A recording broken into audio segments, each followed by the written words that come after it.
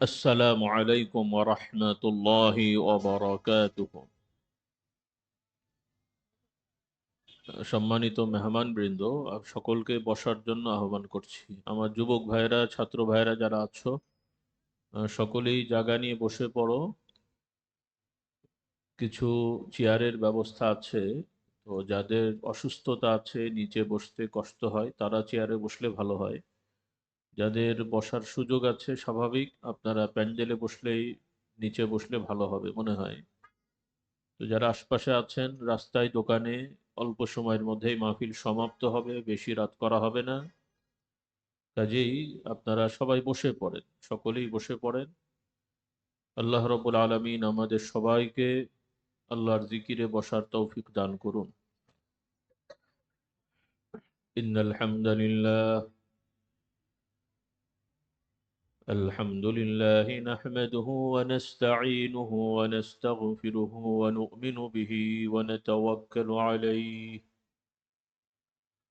ونعوذ بالله من شرور أنفسنا ومن سيئات أعمالنا. من يهده الله فلا مضل له ومن يضلله فلا هادي له. وأشهد أن لا إله إلا الله وحده لا شريك له. وأشهد أن محمدا عبده ورسوله صلى الله عليه وعلى آله وأصحابه وبارك وسلم. أما بعد فأعوذ بالله من الشيطان الرجيم. بسم الله الرحمن الرحيم. يوم لا ينفع مال ولا بنون إلا من أتى الله بقلب سليم. আল্লাহ রাব্বুল আলামিনের শানে আমরা তাসবিহ, তাহমিদ, তাকবীর পড়ে নিই। সুবহানাল্লাহি ওয়া বিহামদিহি সুবহানাল্লাহিল আযীম। সুবহানাল্লাহি ওয়াল হামদুলিল্লাহি ওয়া লা ইলাহা ইল্লাল্লাহু আল্লাহু আকবার। ওয়া লা হাওলা ওয়া লা কুওয়াতা ইল্লা বিল্লাহিল আলিয়্যিল আযীম। সুবহানাল্লাহি ওয়া বিহামদিহি আদাদা খালকিহি ওয়া রিদা নাফসিহি وزنة عرشه ومداد كلماته. سبحان الله وبحمده عدد خلقه ورضا نفسه وزنة عرشه ومداد كلماته. سبحان الله وبحمده عدد خلقه ورضا نفسه وزنة عرشه ومداد كلماته. لا إله إلا الله وحده لا شريك له، له الملك وله الحمد وهو على كل شيء قدير. اللهم صل على سيدنا ومولانا محمد النبي الأمي وآله وأصحابه وبارك وسلم. اللهم صل على محمد وعلى آل محمد كما صليت على إبراهيم وعلى آل إبراهيم إنك حميد مجيد.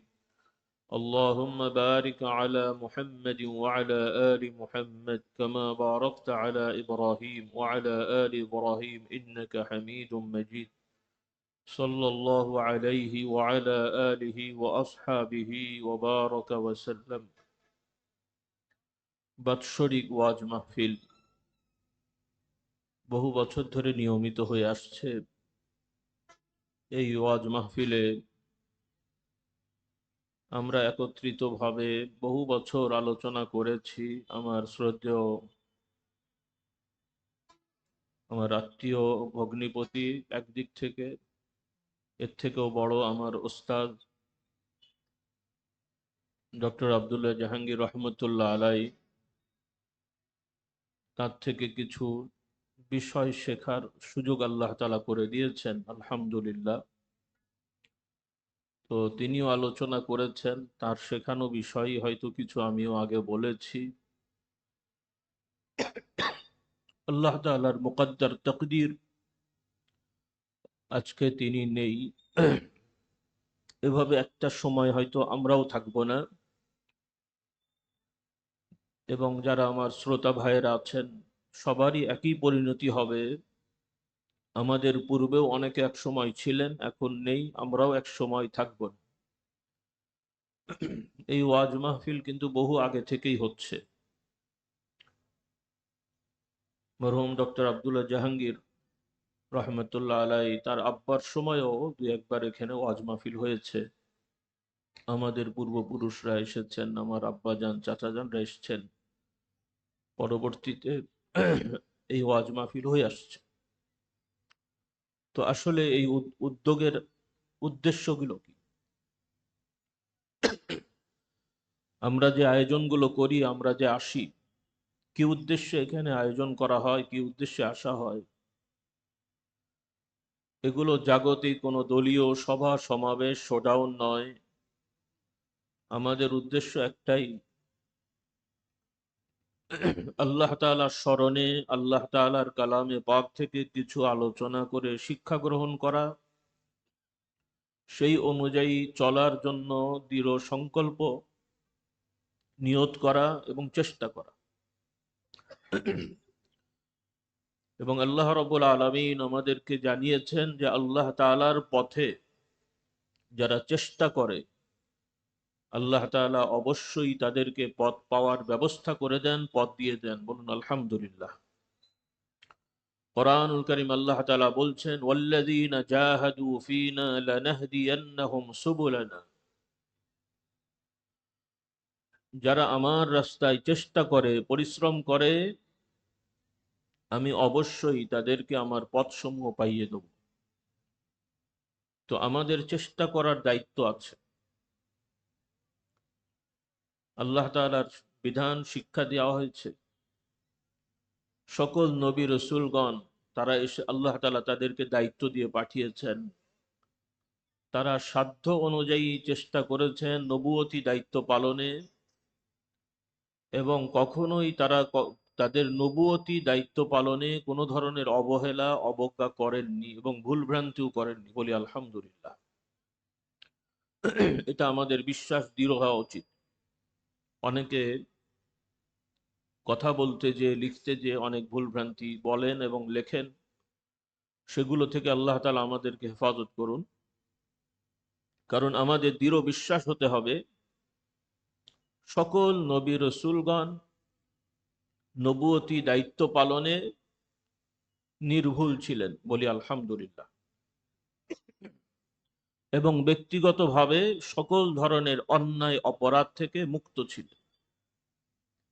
কোন নবী রসুলই কখনোই কোনো কবিরা গুনাহ অপরাধ তারা করেননি, করতে পারেন না। এটা আমাদের দৃঢ় বিশ্বাস। আল্লাহ তাআলা আমাদের এই বিশ্বাসের উপরে দৃঢ় থাকার তৌফিক দেন। সকল নবীরা সাধ্য অনুযায়ী চেষ্টা করেছেন। আমাদের নবীর ক্ষেত্রেও আল্লাহ তাআলা বলেছেন যে আপনার দায়িত্ব মানুষের কাছে পৌঁছে দেয়া, আপনি হেদায়েত দিয়ে দিতে পারেন না। হেদায়েত আল্লাহ তাআলা যাকে ইচ্ছা করেন তাকে দান করেন। আল্লাহ তাআলা বলছেন, ইন্নাকা লা তাহদি মান আহবাবত ওয়ালাকিন্নাল্লাহা ইয়াহদি মান ইয়াশা। আপনি যাকে ভালোবাসেন তাকে আপনি হেদায়েতের পথ দিয়ে দিতে পারেন না, বরং আল্লাহ তাআলা যাকে ইচ্ছা করেন তাকে দান করেন। মুহাম্মদ রাসূলুল্লাহ সাল্লাল্লাহু আলাইহি ওয়াসাল্লাম নবুয়তি দায়িত্ব পাওয়ার পরে অনেক কষ্ট করে এবং খুবই দৃঢ়তার সহিত দাওয়াতি কাজ শুরু করে দিলেন। আল্লাহ রাব্বুল আলামিন সান্ত্বনা দিয়ে বললেন যে এত কষ্ট আমি করতে বলিনি। সুবহানাল্লাহ। লাস্তা আলাইহিম বিমুসাইতির। আপনাকে আমি তাদের প্রতি সার্বক্ষণিক মনিটরিং করা বা সব সময় তাদের প্রতি লেগে থাকার জন্য এভাবে আমি দায়িত্ব দিইনি। আপনি সাধ্য অনুযায়ী চেষ্টা করেন। হেদায়েত আপনার উপরে না। আর আপনি যে পথ দেখান এটাই হেদায়েতের পথ। একদিকে যেমন আল্লাহ তাআলা বলছেন আপনি হেদায়েত দিতে পারেন না, আবার আর একদিকে অন্য আয়াতে আল্লাহ তাআলা বলছেন আপনি নিঃসন্দেহে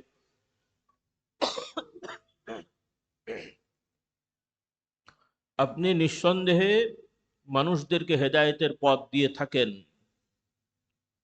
ওয়া ইন্নাকা লাতাহদি ইলা সিরাতিম মুস্তাকিম, অবশ্যই আপনি সোজা পথের দিশা, সঠিক পথ, সোজা পথ আপনি দিয়ে থাকেন। তো আমার ভাই বোনেরা,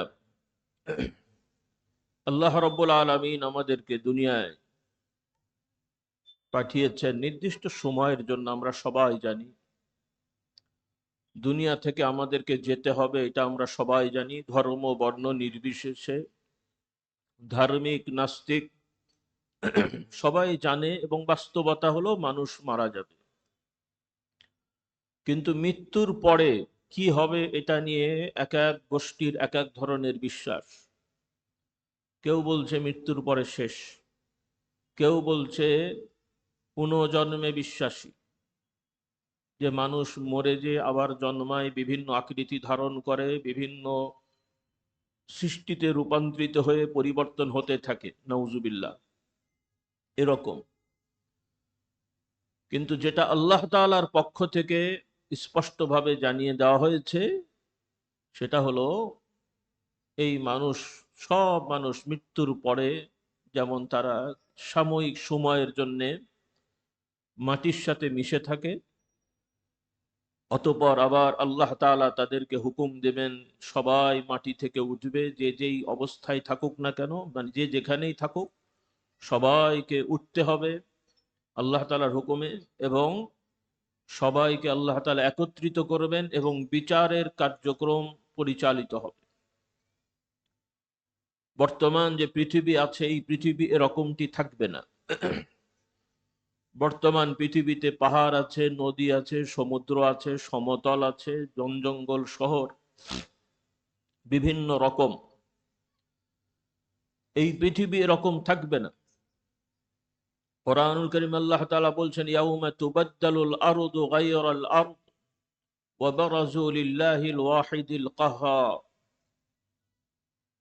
আল্লাহ তাআলা বলছেন যে এই পৃথিবী পরিবর্তন করে আরেকটি পৃথিবীর ব্যবস্থাপনা করা হবে, গায়রাল আরদি ওয়া বারাজু লিল্লাহিল ওয়াহিদিল কাহ্হার, এবং সবাইকে প্রকাশিত করা হবে, সবাইকে একত্রিত করা হবে মহান আল্লাহ তাআলার জন্য, যিনি অতীব কঠোর, যিনি একক সত্তা এবং অতীব কঠোর। আল্লাহ তাআলার বহু গুণের কথা তিনি বলেছেন। আল্লাহ তাআলার অগণিত গুণ এবং নাম রয়েছে, তার মধ্যে বিশেষভাবে বলা হয়েছে, বিভিন্ন বর্ণনায় আমরা পেয়েছি আল্লাহ রাসূল সাল্লাল্লাহু আলাইহি সাল্লামের কাছ থেকে, যে ৯৯টার কথা। তো বাস্তবে ৯৯টাই সীমাবদ্ধ না, আল্লাহ তাআলার অগণিত নাম রয়েছে, তার মধ্যে এই ৯৯টা আরো কয়েকটা উল্লেখযোগ্য। কোরআনুল কারীম আল্লাহ তাআলা বলছেন, ওয়ালিল্লাহিল আসমাউল হুসনা ফাদউহু বিহা। আল্লাহ তাআলার সুন্দর সুন্দর গুণময় নামসমূহ রয়েছে, তোমরা এ সকল নামের দ্বারা, নামের ওসিলা করে, নামের দ্বারা তোমরা আল্লাহকে ডাকো।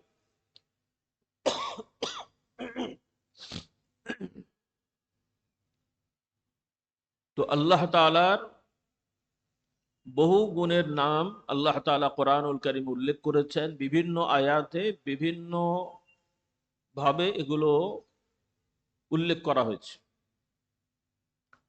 যেমন সূরাতুল ফাতিহাতে আল্লাহ তাআলার প্রশংসার সাথে বলা হয়েছে তিনি করুণাময়, দয়াল। আলহামদুলিল্লাহি রব্বিল আলামিন আর রহমান আর রহিম। আল্লাহ তাআলার প্রশংসার কথা বলে তার পরিচয় এখানে আল্লাহ তাআলা দিয়েছেন, তিনি হচ্ছেন সকল জগৎ সমূহের প্রতিপালক। আলহামদুলিল্লাহি রব্বিল আলামিন, সকল সৃষ্টির জগতের সমূহের প্রতিপালক। আর রহমান আর রহিম, তিনি হলেন করুণাময়, দয়াল। তো আল্লাহ তাআলা এই জগৎ পরিচালনার কথা উল্লেখ করে তার গুণ এখানে উল্লেখ করেছেন, তিনি হলেন করুণাময়, দয়াল। আল্লাহ পাক তার কথার অর্থ ভালো জানেন। আমাদের ক্ষুদ্র জ্ঞানে যেটা আমরা বুঝি তার একটা বিষয় হলো যে আল্লাহ তাআলা এই জগৎ সৃষ্টির পর থেকে দেখাশোনা পরিচালনায় অতীব করুণা এবং দয়া করে থাকেন। তার বাস্তবতা হলো যে আল্লাহ তাআলাকে যে অস্বীকার করে, এমনকি নাউজুবিল্লাহ আল্লাহ তাআলা সম্পর্কে উল্টো পাল্টা কথাবার্তা বলে খারাপ ভাষা ব্যবহার করে, তাকেও কিন্তু আল্লাহ তাআলা দুনিয়ায় তাৎক্ষণিক ওইটার জন্য কঠিন শাস্তি দিয়ে দেন না সাধারণত। তাহলে তো আর নাস্তিকদের বেঁচে থাকারই সম্ভব হতো না। একজন আল্লাহকে অস্বীকারী সেও অপরাধী, আর একজন আল্লাহ তাআলার সাথে শরিকানায় বিশ্বাস করে সেও অপরাধী, আর একজন মুমিন মুওয়াহহিদ তাওহীদ পন্থী যে আল্লাহ তাআলাকে সঠিকভাবে বিশ্বাস করে, তিনজনেরই যদি একই রকম পাশাপাশি জমি হয় এবং একই নিয়মে যদি চাষাবাদ করা হয়, ফসল কি তিন রকম হয় না একরকম হয়? তিন রকম হয়? করকম হয়? একরকমই হওয়া স্বাভাবিক। হ্যাঁ, এটা হলো আল্লাহ তাআলার আম দয়া। এই যে রহমান রহিম, দুইটা শব্দ ব্যবহার করা হয়েছে, একটা হলো রহমান আর একটা হলো রহিম। নির্ধারিত করে বলা আমাদের জন্য সম্ভব না, কঠিন। তবে ওলামাদের ব্যাখ্যা আছে যে আল্লাহ তাআলার দয়াটা দুই রকম, একটা হলো বিশেষ দয়া আর একটা হলো সাধারণ দয়া। সাধারণ দয়ায় নাস্তিক, মুরতাদ, মুশরিক, কাফের সবাইকে দয়া করে পৃথিবীর বুকে। আর বিশেষ দয়া হলো আল্লাহ তাআলার প্রতি যারা ইখলাসের সহিত ইবাদত করে, তাওহীদে বিশ্বাস করে, শিরিক বেদাত কুফরি করে না, এদের জন্য আল্লাহ তাআলা বিশেষ দয়া করে থাকেন। সুবহানাল্লাহ। তো কথা বেড়ে যাচ্ছে, আমি একটু বোঝানোর জন্য উদাহরণস্বরূপ এটা বললাম, আমাদের বোঝার দরকার। কারণ অনেকে মনে করে যে এরা অন্যায় করে আল্লাহ তাআলা শাস্তি দেয় না কেন? আল্লাহ তাআলা শাস্তি দেন এবং দেবেন, তবে পৃথিবীর বুকে আল্লাহ তাআলা শাস্তি দেওয়ার কিছু নিয়ম আছে। তাৎক্ষণিক সবাইকে সবসময় দেন না, তবে পৃথিবীতেও আল্লাহ তাআলা সবাইকে ছেড়ে দেন না। সাময়িক সময়ের জন্য ছাড় দিলেও এরপরে আল্লাহ তাআলা ধরেন, যেটা কোরআনুল কারীমে আল্লাহ তাআলা আমাদেরকে শিক্ষা দিয়েছেন। বিভিন্ন দুষ্ট বদমাশদের ইতিহাস কোরআনে উল্লেখ করা হয়েছে, ফিরআউন, নমরুদ, এদের কথা বলা হয়েছে। এবং আমরাও আমাদের প্রচলিত ইতিহাসে 100, 200, 500, 700 বছর আগে যেগুলো লিখিত আছে, বিভিন্ন রাজা, বাদশাহ, শাসকদের অবস্থা পরিণতি আমরা দেখেছি, বিভিন্ন ব্যক্তির পরিণতি আমরা দেখেছি। তাতে করে আমাদের বিশ্বাস দৃঢ় কোরআনের আলোকে এবং বাস্তবতায় যে আল্লাহ তাআলা কোনো জালিমকেই ছেড়ে দেন না। কি দেন না? ছেড়ে দেন না, সাময়িক ছাড় দেন। তো বলছিলাম ভাইরা, কথাটা আবার হয়তো ভুলে যাব, এই জন্য এটার সাথে মনে করিয়ে দিই। আমার ভাই বোন সবাইকে অনুরোধ করছি, আল্লাহ তাআলার এই নামগুলো আপনারা মুখস্থ করবেন, অর্থ সহ এগুলো জানার চেষ্টা করবেন এবং বুঝে বুঝে চেষ্টা করবেন প্রতিদিন একবার হলেও পড়া, বলা। যে কোনো নামাজের পরে বা যে কোনো সময় দোয়ার জন্য এগুলো পড়বেন। এটা খুব বড় ইমানি কাজ এবং বড় ইবাদত। রাসূলুল্লাহ সাল্লাল্লাহু আলাইহি সাল্লাম বলেন যে আল্লাহ তাআলার এই 99টি নাম যাদের আয়ত্তে থাকবে, ইনশাআল্লাহ তারা জান্নাতে প্রবেশ করবেন। কাজে আমরা এই আমলটা করার চেষ্টা করি। আমরাও চেষ্টা করেছি আপনাদের সহজভাবে পাওয়ার জন্য, আপনারা যাতে পেতে পারেন। আমাদের বই পুস্তকগুলো আছে, দোয়ার পরে আপনারা মাহফিল শেষের পরে নিতে পারবেন, ওখানেও লেখা আছে। তো কথা প্রসঙ্গে যেটা আমি বললাম যে পৃথিবীতে আল্লাহ তাআলা আমাদের প্রতি আম এবং খাস, সাধারণ এবং বিশেষ সব রকমের দয়া করছেন। আখেরাতেও ইনশাআল্লাহ দয়া করবেন। আমাদের সেই দয়া আমাদের অবশ্যই লাগবে, আমরা দয়ার ভিখারি।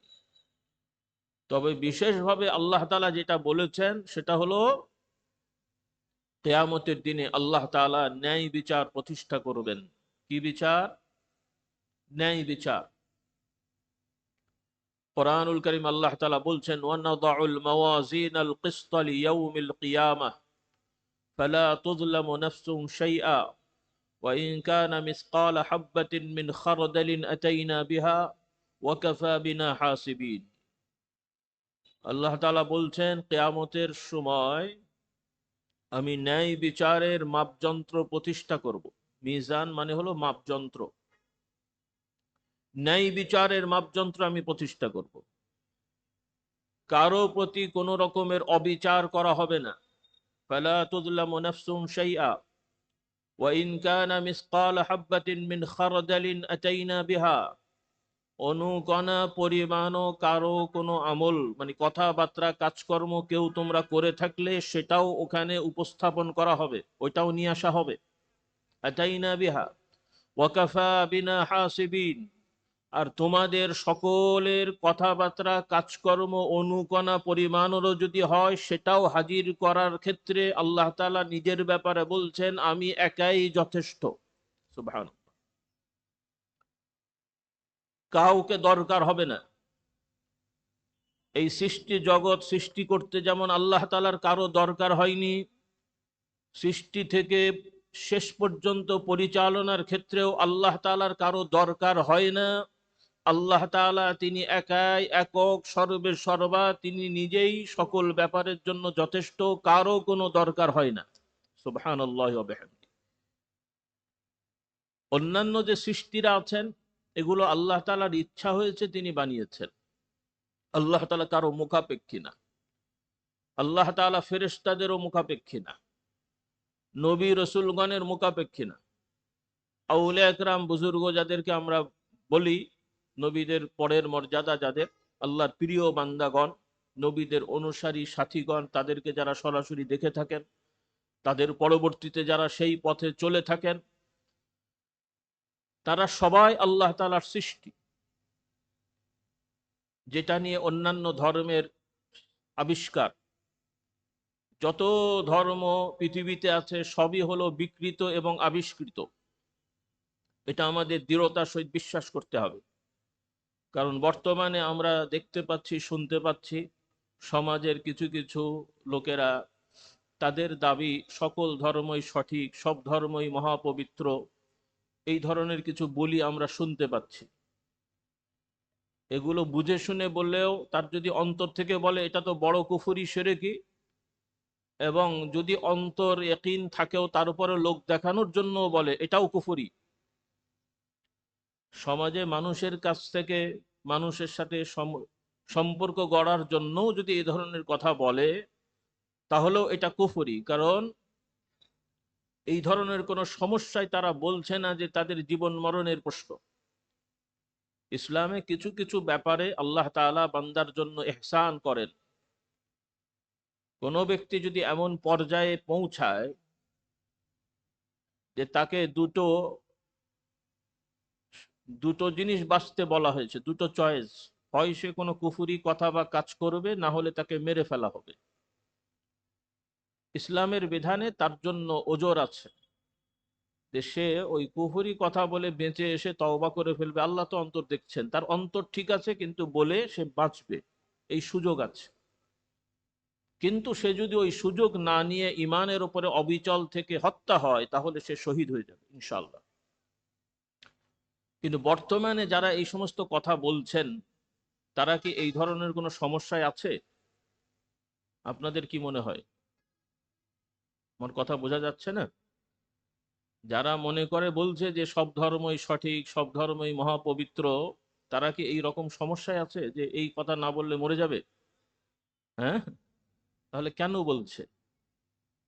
এটা ভাবার বিষয় আছে। একটা হলো ধর্মীয় সম্প্রীতি বজায় রাখা, ধর্মবর্ণ নির্বিশেষে সামাজিক সকল জাতিগোষ্ঠীর সাথে সম্পর্ক বজায় রাখা, মানবিক মর্যাদা বোধ থাকা।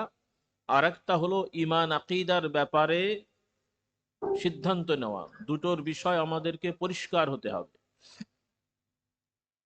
কারণ ইসলামের শিক্ষাই হলো সকল মানুষ আদম সন্তান।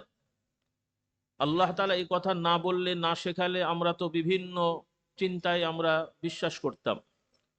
কোন দার্শনিকরা বলবে মানুষ এক সময় আদিকালে 4 হাত পাওয়া ছিল, পরবর্তীতে দেবতারা অর্ধেক করে ক্ষমতা কমিয়ে দিয়েছে বিদ্রোহের ভয়ে, এরকম কথাও কেউ কেউ লেখে। এরপরে বিজ্ঞানের ব্যাখ্যায় কেউ বলবে যে মানুষ পরিবর্তন বিবর্তন হয়ে ব্যাকটেরিয়া থেকে হয়ে গেছে। আর এক দল বিজ্ঞানের ব্যাখ্যায় বলবে মানুষ হনুমান বাঁদর থেকে পরিবর্তন হয়েছে। নানান কথা।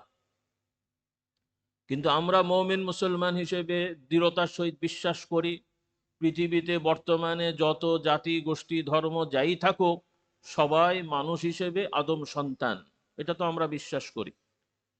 কিন্তু আমাদের দৃঢ় বিশ্বাস থাকতে হবে যে আদম আলাইহিসসালাম থেকে নিয়ে মুহাম্মদ সাল্লাল্লাহু আলাইহি ওয়াসাল্লাম পর্যন্ত সকল নবী রাসূলগণই এক দিনের ধারক বাহক, একটা ধর্মের ধারক বাহক। সেই ধর্মের নাম হলো ইসলাম। এখানে কোনো লুকোচুরি করা চলবে না, কোনো ধরনের দ্বিধাদ্বন্দ্ব থাকা চলবে না। দৃঢ়তার সহিত বিশ্বাস করতে হবে সব নবী রাসূলগণের ধর্ম একটাই, তার নাম ইসলাম। যদি আমার ভুল হয় ওলামা একরাম আমাকে শুধরে দেবেন। কোরআনুল কারীমে এই বিষয় স্পষ্ট বলা আছে। এজন্যে পৃথিবীতে যত ধর্ম আছে সব ধর্মই হলো আবিষ্কৃত, বানোয়াট, পথভ্রষ্টতা। একমাত্র সত্য দিন যেটা আল্লাহ তাআলা দিয়েছেন, নবীগণের সেটা প্রচার করেছেন। আর সব নবীদের কথা একটাই, যেটা ইব্রাহিম আলাইহিস সালামের কথা বলা হয়। যেমন ভারতীয় উপমহাদেশে একটা সময় একটা ধর্মের প্রচলন ঘটানো হয়েছিল, দ্বীনে ইলাহি। নাম শুনেছেন আপনারা? বাদশাহ আকবরের সময়, তাই না? বলা হতো দ্বীনে ইলাহি, মানে যে যেই প্রচলিত ধর্ম সবারই উৎস এক। আরব দেশে একটা প্রচলন ইদানিং চলছে, আর দিয়ানাতুল ইব্রাহিমিয়া, অর্থাৎ ইহুদি খ্রিস্টান সহ অন্যান্য ধর্ম সবাই মিলে একদিন, সেটা হলো ইব্রাহিম আলাইহিস সালামের দিন। কারণ ইহুদিরাও বংশের দিক থেকে ইব্রাহিম আলাইহিস সালামের, ঈসা আলাইহিস সালাম ও বংশের দিক থেকে ইব্রাহিম আলাইহিস সালামের বংশের, মুহাম্মদ সাল্লাল্লাহু আলাইহি সাল্লাম বংশের দিকে ইব্রাহিম আলাইহিস সালামের বংশের। কাজেই তাদের মতামত হলো প্রচলিত ধর্ম আলাদা আলাদা হলেও মূলে এক, ইব্রাহিমিয়া।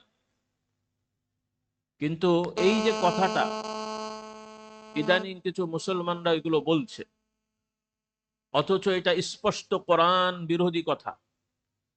কারণ কোরআনুল কারীমে আল্লাহ তাআলা স্পষ্টভাবে জানিয়ে দিয়েছেন, মা কানা ইব্রাহিম ইয়াহুদিয়্যান ওয়ালা নাসরানিয়্যান ওয়ালাকিন কানা হানিফান মুসলিমা ওয়া লাম ইয়াকু মিনাল মুশরিকিন। আল্লাহ তাআলা বলছেন যে ইব্রাহিম আলাইহিস সালাম তিনি ব্যক্তিগতভাবে ইহুদিও ছিলেন না, নাসারাও ছিলেন। তিনি একত্ববাদে বিশ্বাসী, এক আল্লাহ তাআলার প্রতি দাওয়াত দিয়ে তিনি একত্ববাদের অনুসারী ছিলেন, হানিফান, এবং মুসলিম শব্দ ব্যবহার করা হয়েছে, মুসলিমা। এবং কোরআনে আল্লাহ তাআলা বলছেন, মিল্লাতা আবিকুম ইব্রাহিম হুয়া সাম্মাকুমুল মুসলিমিন। মুহাম্মদ সাল্লাল্লাহু আলাইহি সাল্লামের অনুসারী সহ সবার ক্ষেত্রে আল্লাহ তাআলা বলছেন যে তোমাদেরকে, এই যে আমরা যে মুসলিম নামটা গ্রহণ করেছি, এই নাম মুহাম্মদ সাল্লাল্লাহু আলাইহি সাল্লাম দেননি। কোরআনের ভাষ্য অনুযায়ী কে দিলেন? ইব্রাহিম আলাইহিস সালাম। কাজেই নবী অনেক থাকলেও, লক্ষাধিক নবী ছিলেন, কিন্তু সব নবী রাসূলের বিধান একটাই, সেটা হলো মহান আল্লাহ তাআলার পক্ষ থেকে যেভাবে বিধান দেওয়া হয় সেভাবে পালন করা, এবং মূল নীতি হলো সর্ব ব্যাপারে আল্লাহ তাআলাকে ডাকা বলা। এটা হলো মূল দিন, ধর্ম। আর কোরআনে বলা হয়েছে, ইন্নাদ দীনা ইনদাল্লাহিল ইসলাম, আল্লাহ তাআলার কাছে গ্রহণযোগ্য এবং নির্ধারিত দিন, সেই দিন আরবি শব্দ, বাংলা হিসেবে যতটুকু আমাদের জানা সেটা হলো, দিনের বাংলা হচ্ছে ধর্ম। এখন পৃথিবীতে দিন অনেক অনেক ধরনের ধর্ম আছে। তবে আল্লাহ তাআলার প্রদত্ত ধর্ম আর মানুষের বানোয়াট ধর্ম কি এক না। সেক্ষেত্রে আমরা বলতে পারি অন্য ধর্ম আর ইসলাম ধর্ম এক না, এটা আমরা বলতে পারি আমার যতটুকু জ্ঞানে আসে। কিন্তু ইদানিং শোনা যাচ্ছে কেউ কেউ বলছেন ইসলাম কোনো ধর্ম না, ইসলাম হলো মতবাদ। কোরআন হাদিসে তো এমন কথা আমাদের জ্ঞানে আমি পাইনি। আজকে যারা শুনছেন, আপনারা যদি কেউ পেয়ে থাকেন আমাদের জানিয়ে দেবেন, আমাদের অজানা জিনিসও তো জানা দরকার। এখন এই কথার মানে ওনারা কি বোঝাতে চাচ্ছেন আল্লাহ পাক জানে, তারাই জানে। এখন শেষ পর্যন্ত ইসলাম আর ধর্ম থাকছে না, মতবাদ চলে আসছে। অথচ হাদিস শরীফে আছে, আমরা তো হাদিসে বিশ্বাস করি এবং করতে হবে, এবং আশা করি যারা এখানে উপস্থিত সবাই করেন এবং সকল মুসলমানই করেন। যদিও বর্তমানে এক শ্রেণীর মুসলমান নামধারী আছে যারা বলছে কোরআন মানা যথেষ্ট, হাদিস মানা যাবে না, হাদিস নির্ভরযোগ্য নয়, এ ধরনের একদল মুসলমান নামধারী আছে। বাস্তবতা হলো কোরআন হাদিসের আলোকে আমরা ক্ষুদ্র জ্ঞানে যা বুঝি, কেউ যদি হাদিসকে সমূলে এইভাবে মনে করে হাদিস বিশ্বস্ত সূত্রে আসেনি কাজেই এটা মানা যাবে না, মানা দরকার নেই, সে এই বিশ্বাসে থাকলে কখনোই সে মুসলিম থাকতে পারে না। তার ঈমান নষ্ট হবে এবং সে কাফেরদের দলভুক্ত হবে। আল্লাহ তাআলা আমাদেরকে হেফাজত করুন। আবার আরেক শ্রেণীর লোকেরা আছে, তারা হাদিসের বাছবিচারের কিছু ব্যাপার আছে। যেহেতু মানুষের মধ্যে মিথ্যার প্রবণতা আছে, দলাদলির প্রবণতা আছে, ধোঁকা দেওয়ার প্রবণতা আছে, সেজন্য আল্লাহর দ্বীনকে কলুষিত বিকৃত করার জন্য শয়তানের ওয়াসওয়াসায় বিভিন্ন পদ্ধতিতে কোরআনকেও বিকৃত করার চেষ্টা চলেছে, রাসূলুল্লাহ সাল্লাল্লাহু আলাইহি ওয়াসাল্লামের হাদিস আদর্শকেও বিকৃত করার চেষ্টা চলেছে। কোরআনুল কারীমের ব্যাপারে বেশি সুযোগ না পেলেও চেষ্টা হয়েছে, হাদিসের ব্যাপারেও অনেক সুযোগ হয়েছে, যার কারণে হাদিসের নামে অনেক মিথ্যাচার বিকৃতি করার হয়েছে। তবে এর অর্থ এটা নয় যে হাদিস আর নির্ভরযোগ্য সূত্রে আমাদের কাছে পৌঁছায়নি, এটা ভুল কথা। বরং হাদিসের ক্ষেত্রেও বিকৃত এবং পরিবর্তনের চেষ্টা হচ্ছে, কিন্তু আল্লাহ রাব্বুল আলামিন তিনি ওয়াদা করেছেন কোরআনুল কারীমে, সেই ওয়াদা থেকে আমরা যেটা বিশ্বাস করি, কোরআন যেমন কিয়ামত পর্যন্ত অবিকৃত থাকবে, রাসূলুল্লাহ সাল্লাল্লাহু আলাইহি ওয়াসাল্লামের আদর্শ অবিকৃত থাকবে। আর রাসূলুল্লাহ সাল্লাল্লাহু আলাইহি ওয়াসাল্লামের আদর্শের বর্ণনাই হলো হাদিস শরীফ। কাজেই হাদিস শরীফের মধ্যে অনেক ধরনের বিকৃতি করার চেষ্টা থাকলেও দুষ্টরা, চক্রান্তকারীরা সফল হবে না। আল্লাহ তাআলা তার নিজ কুদরতে, নিজ ক্ষমতায় কিয়ামত পর্যন্ত হাদিস শরীফও অবিকৃত রাখার ব্যবস্থা রেখেছেন এবং সেটা আমরা দেখতে পাচ্ছি আলহামদুলিল্লাহ। এজন্যে আমার ভাই বোনদের প্রতি আহ্বান যে আমরা কোরআন শরীফকে যেমন গুরুত্ব দিয়ে বিশ্বাস করব আল্লাহর কথা, হাদিস শরীফকেও গুরুত্ব দিয়ে বিশ্বাস করব যে রাসূলুল্লাহ সাল্লাল্লাহু আলাইহি ওয়াসাল্লাম কোরআনের বাস্তবতাটা তার জীবনে বাস্তবায়ন করে আমাদেরকে শিক্ষা দিয়েছেন, সেগুলো হচ্ছে হাদিস শরীফ। আল্লাহ তাআলা আমাদেরকে এই বুঝের উপরে থাকা তৌফিক দান করুন। এখন হাদিসের কথা বলতে যে আমি একটু বেশি কথা বললাম, কারণ হাদিস শরীফে আছে কবরে 3টা প্রশ্ন করা হবে। কয়টা প্রশ্ন? 3টা করা হবে, এটা হাদিসে আছে। কোন কোন হাদিসে একটার কথাও এভাবে আছে, তবে বিভিন্ন হাদিসের বর্ণনা অনুযায়ী বোঝা যায় ওই একটা বলা হয়েছে বিশেষ কারণে, কিন্তু মৌলিক 3টা। এইভাবে হাদিসে এসছে, মান রব্বুকা ওয়ামা দীনুকা ওয়ামান নাবিয়ুকা বলা হয়েছে। আবার কোন কোন বর্ণনায় মা কুনতা তাকুলু ফি হাযার রাজুল, রাসূলুল্লাহ সাল্লাল্লাহু আলাইহি সাল্লামের আকৃতি, চেহারা বা তাকে দেখিয়ে প্রশ্ন করা হবে।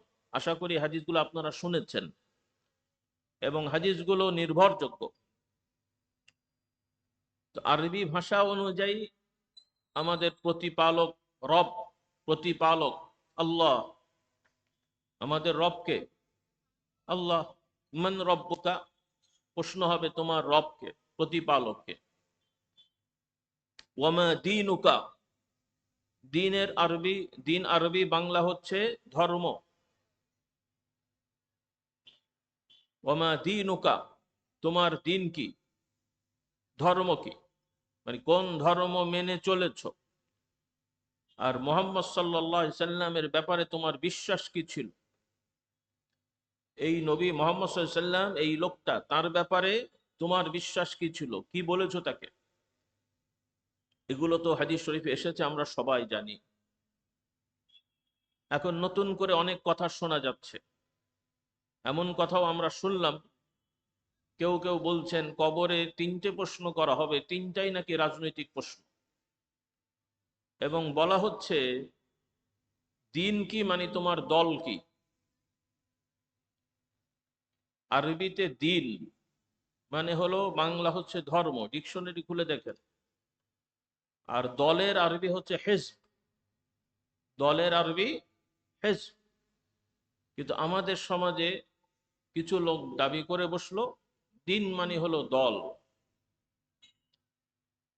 এই যে ইসলামের নামে বিকৃতি ঘটানো হচ্ছে, কোরআনের আয়াতকে আল্লাহ যা বলেননি এমন ভাবে ব্যাখ্যা করা হচ্ছে, রাসূলুল্লাহ সাল্লাল্লাহু আলাইহি সাল্লামের বক্তব্যকে তিনি যা বলেননি এমন ভাবে ব্যাখ্যা করা হচ্ছে। সমাজে এই যে বিশৃঙ্খলা, এই যে ফিতনা এবং বেদাত চালু করা হচ্ছে, এগুলো আমাদের জন্য খুবই ভয়ের কারণ। আল্লাহ তাআলা আমাদের এই সকল বিষয় থেকে হেফাজত করুন।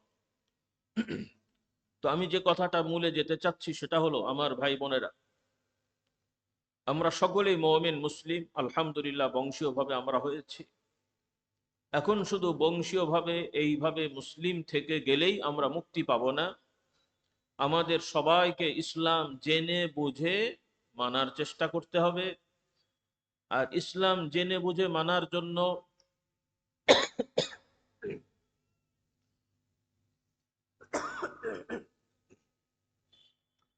ইসলাম জেনে বুঝে মানার জন্য সবাইকেই দাওরা হাদিস, কামেল, মাস্টার্স, অনার্স পাশ করাও জরুরি হবে না।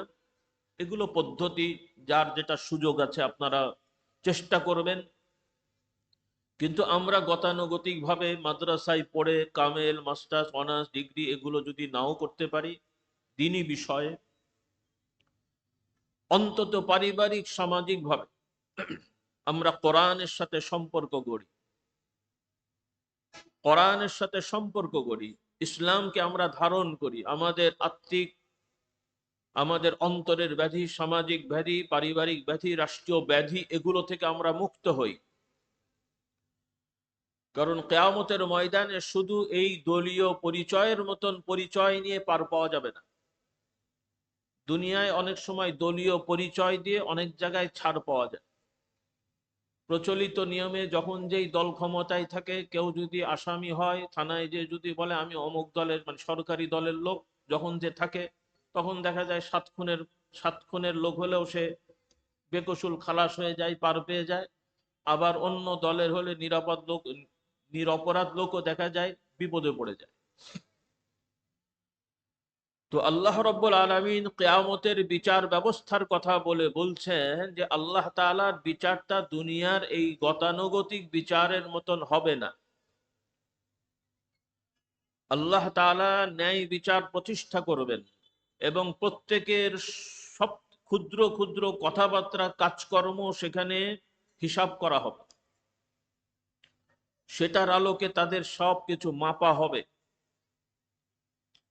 সেই মাপযন্ত্রে আল্লাহ তাআলার বিধানে যাদের ভালো দিকটা ওজনদায়ক হবে, فمن ثقلت موازينه فهو في عيشة راضية ومن خفت موازينه فأمه هاوية।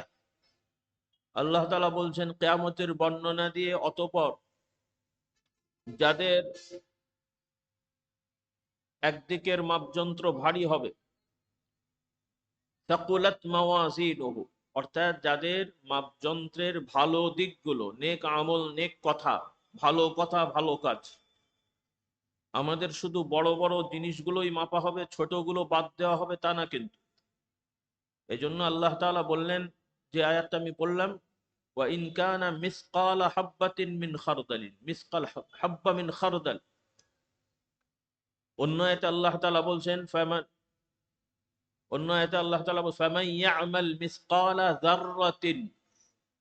এই যে পরমাণবিক বোমা বলে না, এই পরমাণবিক বোমাটা তৈরি করার জন্য যে মূল জিনিসটা, সেটা কিন্তু খুবই ক্ষুদ্রতম জিনিস, কিন্তু অনেক শক্তিশালী, খুবই ক্ষুদ্র অণুকণা। তো আল্লাহ তাআলা বলছেন, আমরা সব থেকে খুব ছোট কথাও যদি বলে থাকি, ছোট কাজও যদি করে থাকি, ভালো দিক হয়, সেটাও যেমন কিয়ামতের ময়দানে আল্লাহ তাআলা দেখাবেন এবং মাপবেন। ছোট কথা এবং ছোট কাজও যদি খারাপ হয়, সেটাও আল্লাহ তাআলা কিয়ামতের দিন আমাদেরকে দেখাবেন এবং মাপার ব্যবস্থা হবে। সুবহানাল্লাহ। এজন্য ইমাম বুখারী রহমতুল্লাহ আলাইহি হাদিসের সংকলক সহিহুল বুখারী, তিনি তার হাদিস গ্রন্থের শেষ হাদিসে, মানে শেষ অধ্যায়ের যে হাদিস এনেছেন, যে ওখানে আমাদেরকে তিনি শিক্ষা দিলেন কোরআনুল কারীমের এই আয়াত থেকে, যে আল্লাহ তাআলা শুধুমাত্র বড় বড় কাজগুলো যে মাপবেন তা মনে করলে আমাদের ভুল হবে। শুধু আমলগুলো না, বরং আমাদের কথাগুলো মাপা হবে।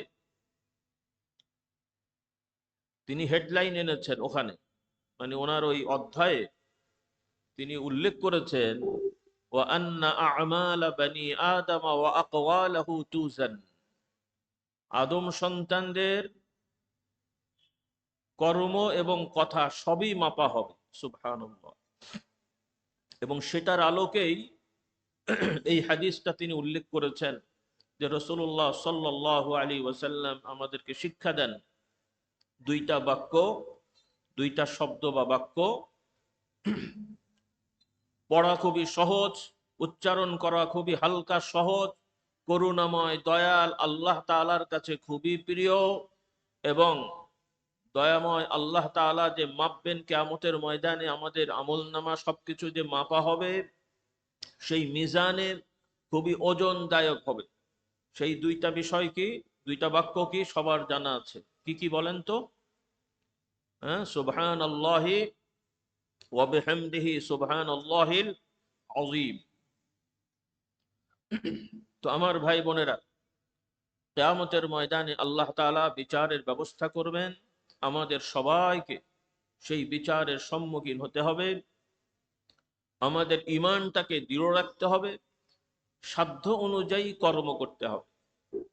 সাধ্যের বাইরে কর্ম ছুটে গেলে ক্ষমা আছে, কিন্তু ঈমানে তো আর অসাধ্যের কিছু নেই। আপনার অন্তরের তো আর কেউ বাধা দিতে পারে না। স্বীকারোক্তিতেও সাধারণত কোনো বাধা হয় না। আর সাধারণত স্বীকারোক্তিতেও যদি বাধা হয়, অন্তর ঠিক থাকে, আল্লাহ তাআলা দেখছেন, সেটার মসলা তো আমি বললাম।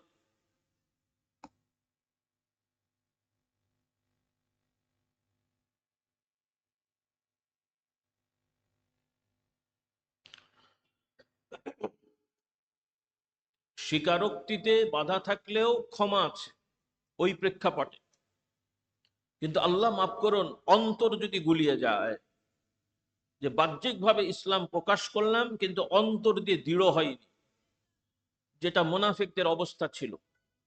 রাসূলুল্লাহ সাল্লাল্লাহু আলাইহি সাল্লামের সাহাবাদের সঙ্গে একদল মুসলমান নামধারী, তারা নামাজ পড়তো, রোজা রাখতো, দাড়ি রাখতো, টুপি মাথায় দিত, অর্থাৎ বাহ্যিকভাবে সাহাবাদের থেকে তাদেরকে তফাত করার সেরকম কোনো সুযোগ ছিল না।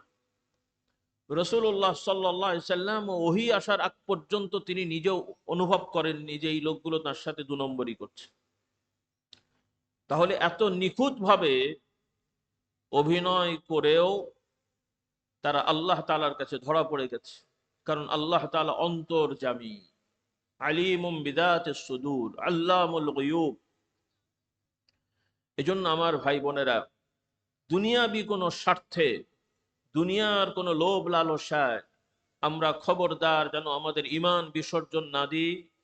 ইমান পরিপন্থী কোনো কথা না বলি, দুনিয়ার লোভ লালসায় স্বার্থে কোরআন হাদিসের বক্তব্যকে নিজের মতন করে ব্যাখ্যা বিশ্লেষণ করে নিজেও বিভ্রান্ত না হই, মানুষকে বিভ্রান্তি না করি। কারণ এটা খুব বড় ধরনের সমস্যা, যেটা পৃথিবীর মুসলমানদেরকে আজকে এই দুরবস্থায় নিয়ে এসেছে। রাসূলুল্লাহ সাল্লাল্লাহু আলাইহি সাল্লাম আমাদেরকে কঠিনভাবে সতর্ক করেছেন। রাসূলুল্লাহ সাল্লাল্লাহু আলাইহি সাল্লাম যখনই কোনো আলোচনায় বসতেন, বেশিরভাগ ক্ষেত্রে ভূমিকায় তিনি বলতেন, ফাইন্না খায়রাল হাদিসি কালামুল্লাহ ওয়া খায়রাল হাদি হাদি মুহাম্মাদিন সাল্লাল্লাহু আলাইহি ওয়াসাল্লাম ওয়া শাররাল উমুরি মুহদাসাতুহা ওয়া কুল্লু মুহদাসাতিন বিদআহ। রাসূলুল্লাহ সাল্লাল্লাহু আলাইহি সাল্লাম প্রায়ই সাহাবাদেরকে এ ব্যাপারে সতর্ক করতেন, সব থেকে উত্তম কথা হলো আল্লাহ তাআলার কথা, আর সব থেকে উত্তম আদর্শ হলো মুহাম্মদ সাল্লাল্লাহু আলাইহি ওয়াসাল্লামের আদর্শ, আর সব থেকে খারাপ বিষয় হলো নতুন নতুন বিষয় আবিষ্কার করা। নতুন নতুন বিষয় কি করা? আবিষ্কার করা। ওয়া শাররাল উমুরি মুহদাসাতুহা, নব উদ্ভাবনা, নতুন নতুন বিষয় তৈরি করা। আর এগুলোই মানুষদেরকে পথভ্রষ্ট করে দেয়। রাসূলুল্লাহ সাল্লাল্লাহু আলাইহি সাল্লাম জানান,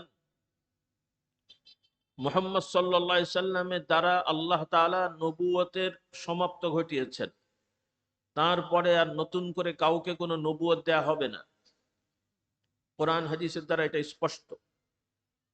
তবে রাসূলুল্লাহ সাল্লাল্লাহু আলাইহি সাল্লাম জানান যে আমার উম্মতের মধ্যে আল্লাহ তাআলা প্রতি 100 বছরে আমার উম্মতের মধ্য থেকে এক শ্রেণীর আল্লাহর বান্দাদের আবির্ভাব ঘটাবেন, যারা আমার আদর্শকে সংস্কার করবে, তাজদীদ করবে, সংস্কার করবে, তাজদীদ করবে।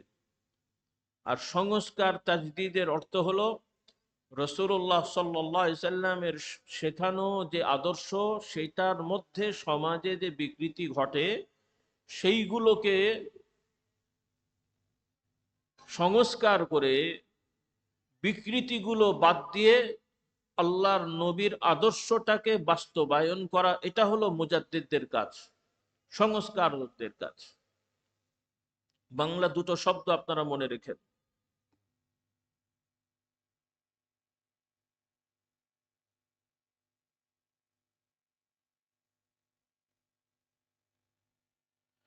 বাংলা দুটো শব্দ, একটা হলো সংস্কার আর একটা হলো আবিষ্কার। দুটো কি এক জিনিস? সংস্কার আর আবিষ্কার। সংস্কারের আরবি হলো তাজদীদ, আর আবিষ্কারের আরবি হচ্ছে কি ইবতিদা, অথবা ইবদা, অথবা ইহদাস। মুহদাসাত বলা হয়েছে, ইহদাস, নতুন কিছু তৈরি করা। এখন রাসূলুল্লাহ সাল্লাল্লাহু আলাইহি সাল্লাম বললেন, আমার উম্মতের সংস্কারক হবেন, তাদের দায়িত্ব হলো, মানে তারা যে কাজটা করবেন, যে আল্লাহর নবীর আদর্শ যেগুলো বিকৃত হয়েছে, নবী যেভাবে বলেছেন করেছেন, মানুষের মধ্যে ওইটা চেঞ্জ হয়ে আর এক রকম হয়েছে। তো তারা কি করবেন? সবাইকে দাওয়াত দেবেন যে আল্লাহর নবী তোমরা যেভাবে করছো এটা এভাবে করেননি, তিনি এভাবে করলেন, এটা করো। তোমরা যেভাবে বলছো এভাবে বলেননি, তোমরা এভাবে বলো, এটা করো। এটা হলো মুজাদ্দিদদের কাজ। আর বর্তমান সমাজে এখন আমরা দেখছি, যারা রাসূলুল্লাহ সাল্লাল্লাহু আলাইহি ওয়াসাল্লাম সাহাবায়ে কেরামদের থেকে প্রমাণিত যেই শিক্ষা আমাদের মধ্যে এসেছে, আমরা পেয়েছি, সেটার মধ্যে নতুন ব্যাখ্যা করে তারা প্রচার করছেন, আর তাদের ভক্তরা তাদেরকে বলছে মুজাদ্দিদ। বাংলা একটা প্রবাদ আছে, এখন কথা প্রসঙ্গে বলতে হয় আর কি, বোঝার জন্যে। কথাই বলে চোরের মার। হ্যাঁ, তাহলে রাসূলুল্লাহ বললেন বেদাত করা যাবে না, আর আল্লাহর নবীর উম্মতের মধ্যে সম্মানিত লোক হচ্ছে মুজাদ্দিদগণ। মুজাদ্দিদ হচ্ছেন সংস্কারক। আর আমাদের সমাজে যারা নতুন নতুন আবিষ্কার করতে পারে, নতুন নতুন ব্যাখ্যা করতে পারে নিজের মতন করে আল্লাহর নবীর শেখানো পদ্ধতির বাইরে, তারা আমাদের কাছে বরণীয়, মাননীয়, বিশিষ্ট চিন্তাবিদ, গবেষক, দার্শনিক। বিশিষ্ট ইসলামিক দার্শনিক, কেন উনি কোরআনের ব্যাখ্যায় এমন কথা বলেছেন কেউ বলেনি? খুব ভালো জিনিস তো নাকি? একটু নিজের বিবেককে প্রশ্ন করেন। বর্তমান আমার মতন কোন হুজুর কোরআনের আয়াত নিয়ে এমন ভাবে কথা বললেন যেই ব্যাখ্যাটা আমার আগে কোন বড় আলেম, মুফাসসির, বুজুর্গ, সাহাবা, তাবিঈনদের থেকে আসেনি, কিন্তু আমি বললাম। এটা আমার ক্রেডিট না এটা কি আমার জ্ঞানের আহ, নিদর্শন নাকি আমার মূর্খতার নিদর্শন? আপনাদের মতে কি মনে হয়, মূর্খতা না জ্ঞান? আপনারা বলছেন মূর্খতা, কিন্তু আমার চেলারা বলবে বিশিষ্ট জ্ঞানী, বিশিষ্ট গবেষক, দার্শনিক। হ্যাঁ, আমার ভাই বোনদের প্রতি অনুরোধ, একটু বিবেকটাকে নাড়া দেন।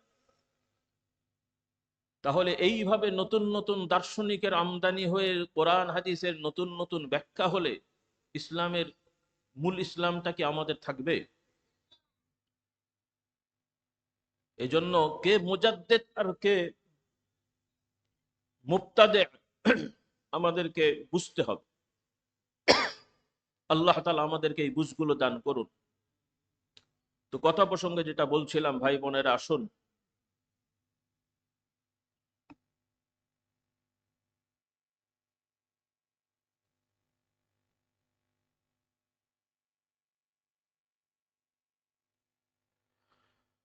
সকলে, আসুন আমরা কিয়ামতের সেই বিচারের জন্য প্রস্তুতি নেই। কারণ আল্লাহ তাআলার কাছে আমাদের আমলগুলো গ্রহণযোগ্য হতে হলে, কবুল হতে হলে রাস্তা একটাই, সেটা হলো রাসূলুল্লাহ সাল্লাল্লাহু আলাইহি সাল্লামের শেখানো নিয়মে হতে হবে। কোরআনুল কারীমে আল্লাহ তাআলা বলেন, ইন কুনতুম তুহিব্বুনাল্লাহ ফাত্তাবিউনি ইউহিব্বুকুমুল্লাহ ওয়া ইয়াগফির লাকুম যুনুবাকুম ওয়াল্লাহু গফুরুর রহিম। আল্লাহ তাআলা বলে দিতে বললেন, হে নবী আপনি বলে দেন। কারণ ওই সময়ে আরবের মুশরিকরা দাবি করে আমরা ইব্রাহিম আলাইহিস সালামের অনুসারী, ইহুদিরা দাবি করে আমরাও মুসা আলাইহিস সালামের অনুসারী, ইব্রাহিম আলাইহিস সালামের বংশধর। খ্রিস্টানরাও দাবি করে আমরা ঈসা আলাইহিস সালামের অনুসারী, তিনিও ইব্রাহিম আলাইহিস সালামের বংশধর, ইত্যাদি। আল্লাহ তাআলা বলে দিতে বললেন, হে নবী আপনি বলুন, যদি তোমরা সত্যিকার আল্লাহকে ভালোবেসে থাকো তাহলে তোমরা আমার অনুসরণ করো, আমি যা বলি করি এগুলোই তোমরা মেনে চলো। আল্লাহ তাআলা তোমাদেরকে ভালোবাসবেন। তোমরা যদি আমাকে অনুসরণ করো তাহলে আল্লাহ তাআলা ভালোবাসবেন, তোমাদের অন্যায় অপরাধ গুনাহগুলো আল্লাহ তাআলা ক্ষমা করে দেবেন। আল্লাহ তাআলাই ক্ষমাশীল, দয়ার। এই জন্য কিয়ামতের বিচারে আল্লাহর নবীর আদর্শের বাইরে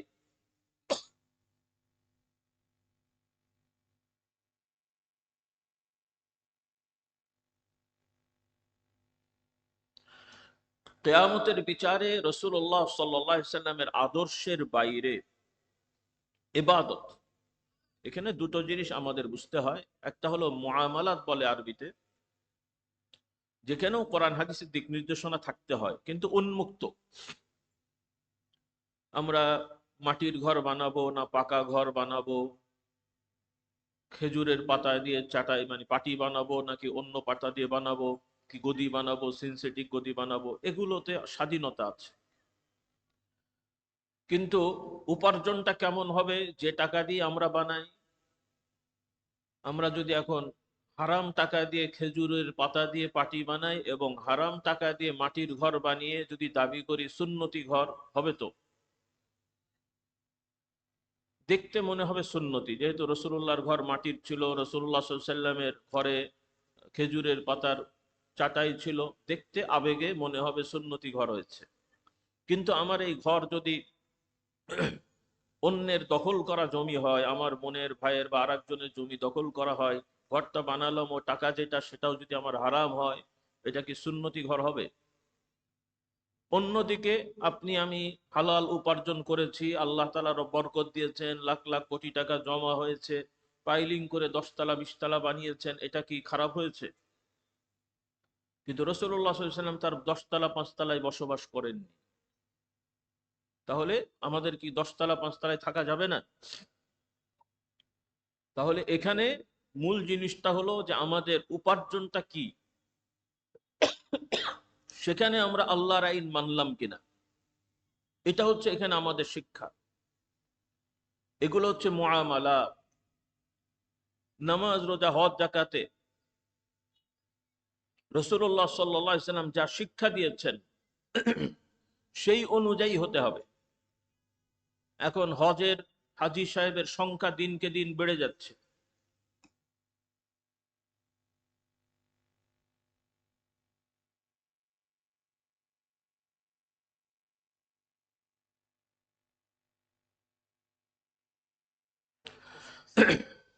হাজী সাহেবদের সংখ্যা দিনকে দিন বেড়ে যাচ্ছে। এখন স্বাভাবিক নিয়মে জিলহজ মাসের যেই 9 তারিখে হজ হয়, একদিনে এত হাজী যেভাবে বাড়ছে, সৌদি সরকারের জন্য কঠিন হচ্ছে। এখন সৌদি সরকার যদি আলেম ওলামাদেরকে ডেকে পরামর্শ করে যে আমরা, যেহেতু হাজীদের সংখ্যা বেড়ে যাচ্ছে, কাজেই আমরা সবাই মিলেমিশে বিশেষ বিবেচনায় বছরে 2বার হজের আয়োজন করা যায় কিনা, কি বলেন আপনারা? হতেই তো পারে, না কি বলেন? হ্যাঁ, হবে না? ওখানেই হবে, আরাফাতের ময়দানেই হবে, মিনা মুজদালিফায় থাকবে, অথবা ওই হজের সময়ই আকপিচ করে, যেমন কিছু কিছু অনুষ্ঠান 2 দফা হচ্ছে বিভিন্ন কারণে, তো ওই হজের মাসেই হবে। একদল এবছর 9 জিলহজ হজ করবে, আর একদল 11ই জিলহজ হজ করবে। ইনারা চলে আসলে ওনারা করবে, জিলহজ মাসেই হবে। কেমন হবে বলেন? সব হুজুররা যদি একসাথে হয়, হতেই পারে নাকি? হ্যাঁ, পৃথিবীর সব হুজুররা যদি একসাথেও হয়, তাহলে তাদের ফতোয়া অনুযায়ী কেউ যদি 9 জিলহজের পরিবর্তে আগে পরে আরাফাতের ময়দানে থাকে, হজ হবে তো? হবে? আপনাদের একটু সংশয় হলো যে হতেও তো পারে নাকি? হ্যাঁ, হবে না।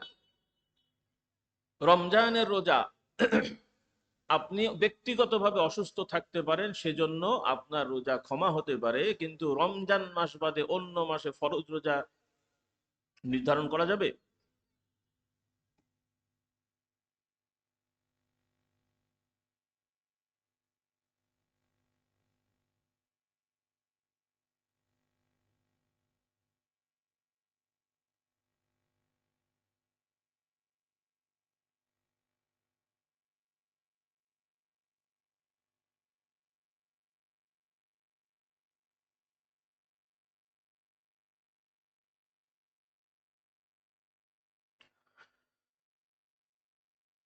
তো যাই হোক, কথা বেড়ে যাচ্ছে, আমি সংক্ষেপ করি আমার ভাই বোনেরা।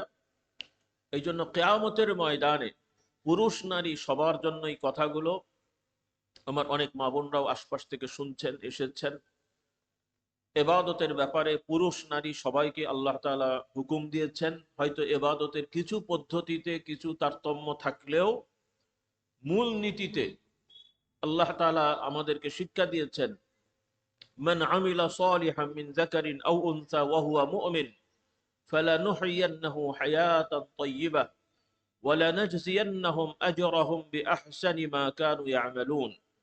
আল্লাহ তাআলা আমাদের শিক্ষা দেন, পুরুষ হোক আর নারী হোক, নারী হোক পুরুষ হোক, যারাই ইমানের সহিত সৎ কর্ম করবে, ভালো কাজ করবে ইমানের সহিত, তাদের দুনিয়ার হায়াত জীবনটা হবে শান্তিময়, আনন্দমুখর, এবং দুনিয়াতে আল্লাহ তাআলা শান্তি প্রশান্তি নিয়ামত দান করবেন, এবং আখেরাতে পরকালে প্রতিদান দেওয়ার সময় আল্লাহ তাআলা তাদের কর্মের তুলনায় উত্তম প্রতিদান আল্লাহ তাআলা দান করবেন।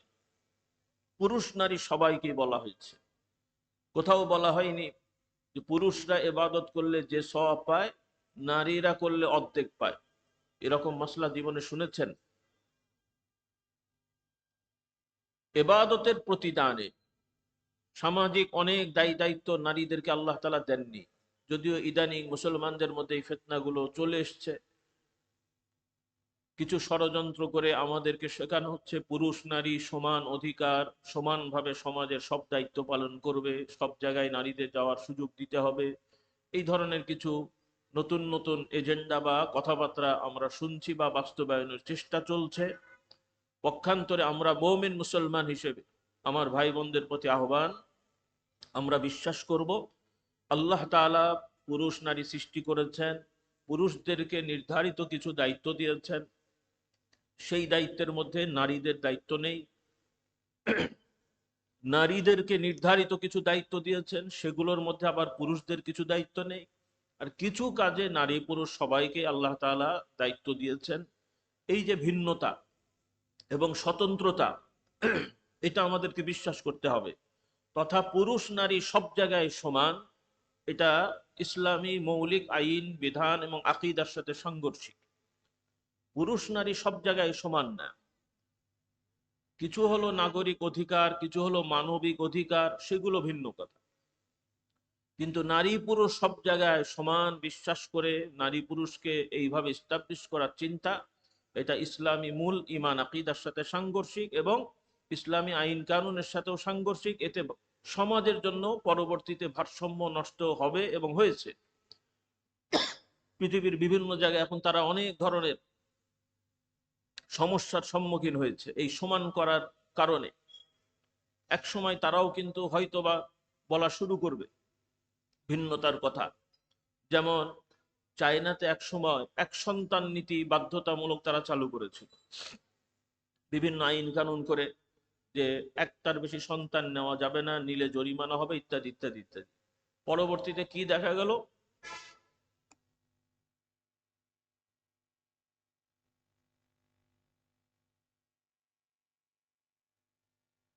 পরবর্তীতে আমরা দেখলাম এখন তারা আইন করছে, আগে সন্তান একটার বেশি নিলে জরিমানা হতো, এখন তারা আইন করে একের বেশি নিলে তাকে আরো পুরস্কার দিচ্ছে। উল্টো হয়ে গেল না? তো একটা সময় হয়তো হবে, আমরা দেখবো বা দেখতে পারবো কিনা, এই যারা সমান সমান করে বেলাচ্ছেন তারাও এক সময় ভিন্নতার কথা ভাববেন। কারণ এটা আল্লাহ তাআলার সৃষ্টি বিরোধী একটা বিষয়। মানুষকে আল্লাহ সৃষ্টি করেছেন, পুরুষের ধারণ ক্ষমতা যোগ্যতা কেমন আল্লাহ পাক ভালো জানেন, নারীর ধারণ ক্ষমতা যোগ্যতা কেমন আল্লাহ পাক ভালো জানেন। কাউকে ছোট করে দেখার সুযোগ নেই, যেটা জাহিলি যুগে ছিল, মানুষরা বানিয়েছে। এই যে নারী পুরুষের ভিন্নভাবে চিন্তা করা দেখা, এগুলো তো ইসলামের শিক্ষা না, এগুলো শয়তানের প্ররোচনা। বিভিন্ন ধর্মে যেমন নারীদের সম্পদের অধিকার নাই, স্বামী হলো সব, স্বামী মরে গেলে স্ত্রী আর বেঁচে থাকার দরকার নেই, স্বামীর সাথে সেও মরে যাবে, মেরে ফেলা হয়েছে। ধর্মের নামে এমন আইন করা ছিল, কিন্তু তাদের এই আইন ছিল না বা নাই যে স্ত্রী মরে গেলে স্বামীকেও তার সাথে মেরে ফেলা হবে বা স্বামী মরবে, এটা কিন্তু নেই, উল্টোটা আছে। তাহলে বোঝা গেল এই সবকিছু পুরুষ শাসিত সমাজ হওয়ার কারণে তারা নারীদেরকে কোণঠাসা করে রেখেছিল এবং রাখার চিন্তা করছে। এই বর্তমান নারী অধিকারের নামে, নারীর সম অধিকারের নামেও যত আন্দোলন হচ্ছে, এটাও পুরুষদের শয়তানি, মূলে কিন্তু নারীরা না। এটা কিছু লম্পট চরিত্রহীন পুরুষদের নিজেদের স্বার্থ হাসিলের জন্য এই সমস্ত প্রোপাগান্ডা তারা করে থাকে। বাস্তবে এতে নারীদের কল্যাণ নেই, বরং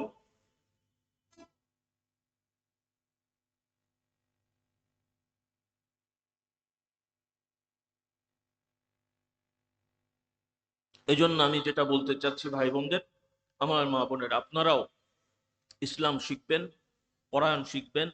আল্লাহ তাআলার পক্ষ থেকে যে আইন কানুন বিধান নারীদের জন্য আল্লাহ দিয়েছেন সেগুলো মেনে চলবেন। নারীরা পুরুষ হওয়ার চিন্তা করবেন না, পুরুষের মতন হওয়ার চিন্তা করবেন না। একজন নারী, আল্লাহ তাআলা যেভাবে একটা নারীকে হতে বলেছেন আপনি সেভাবে হবেন। একজন পুরুষ, যেভাবে আল্লাহ তাআলা একজন পুরুষকে হতে বলেছেন সেভাবে আপনি একটা পূর্ণাঙ্গ পুরুষ হবেন। এটার মধ্যেই নারী পুরুষের প্রকৃত সম্মান, এবং যার যার দায়িত্ব আমরা সঠিকভাবে পালন করব। এভাবে যদি আমরা চলতে থাকি ইনশাল্লাহ দুনিয়ার সমাজটাই ইনশাল্লাহ একটা জান্নাতি সমাজ হয়ে যাবে, আপনাদের পরিবারগুলো একটা জান্নাতি পরিবার হবে ইনশাল্লাহ। সেজন্য আমার অনুরোধ, আমার ভাই বোনের, আসুন যে আয়াত দিয়ে শুরু করেছিলাম যে পৃথিবীর শেষ হবে, ধ্বংস হবে, পরিবর্তন হবে, আল্লাহ তাআলা বলছেন ওয়াবারাজু লিল্লাহিল ওয়াহিদিল কাহ্হার, আল্লাহ তাআলা ন্যায় বিচার প্রতিষ্ঠার জন্য তিনি কঠোর হবেন। এই জন্য আল্লাহ তাআলার বহু গুণময় নামের থেকে কিয়ামতের বর্ণনায় আল্লাহ তাআলা এই নামটা আমাদেরকে শিক্ষা দিলেন, ওয়াবারাজু লিল্লাহি আল ওয়াহিদি আল কাহ্হার। অন্য আয়াতে আছে লিমানিল মুলকুল ইয়াউম লিল্লাহিল ওয়াহিদিল কাহ্হার।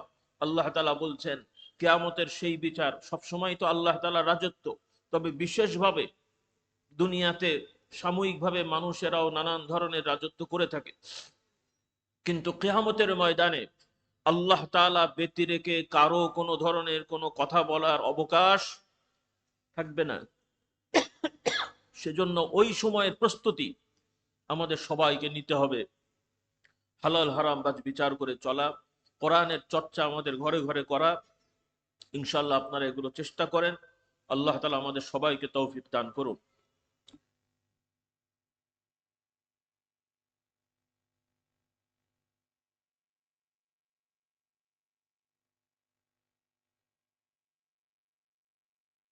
এবং বিশেষভাবে আপনাদের সন্তানদেরকে সহিশুদ্ধ করে কোরআন শেখানোর ব্যবস্থা করেন।